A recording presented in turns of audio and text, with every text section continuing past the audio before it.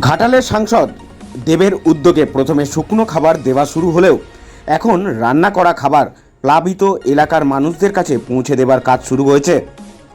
এ বিষয়ে সাংসদ পরিবারের সদস্যরা ঘাটাল পৌরসভা এলাকার 9 নম্বর, 10 নম্বর, 11 নম্বর এবং 12 নম্বর ওয়ার্ডের এলাকায় প্লাবিত দুধের বাঁধ আশ্রমে রান্না হচ্ছে।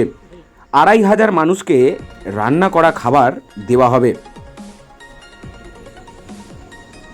আমরা বন্যা প্লাবিত এলাকার মানুষের পাশে থেকে তাদের ত্রাণ পৌঁছে দেবার চেষ্টা করছি এবং এলাকার মানুষও আমাদের সহযোগিতা করছেন। সরাসরি দেখছেন ঘাটাল থেকে সেই ছবি।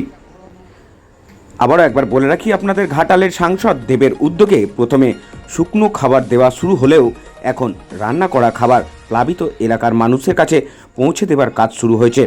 এই বিষয়ে সাংসদ পরিবারের সদস্য ঘাটাল পৌরসভা এলাকার 9 নম্বর, 10 নম্বর, 11 নম্বর এবং 12 নম্বর ওয়ার্ডের এলাকা প্লাবিত দুধের বাঁধ আশ্রমে রান্না হচ্ছে।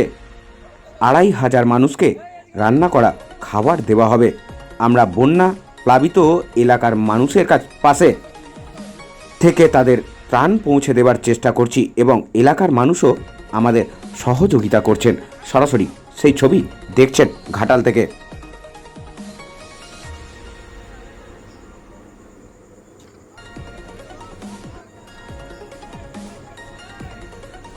দেখছেন সরাসরি নৌকাতে চাপানো হচ্ছে সেই খাবার। এই নৌকা করেই যাবে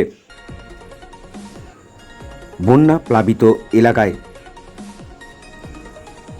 সেখানে গিয়ে দুধের বাঁধ আশ্রমে যেখানে রান্না হচ্ছে সেই 2500 মানুষকে এই রান্না করা খাবার খাওয়ানো হবে। ঘাটাল থেকে তানিয়া ঘোষের রিপোর্ট, ডেলি নিউজ। পরবর্তী খবরের জন্য অবশ্যই চোখ রাখুন ডেলি নিউজের পর্দায়। খবর ভালো লাগলে অবশ্যই একটা লাইক, একটা সাবস্ক্রাইবার করে দেবেন। ধন্যবাদ।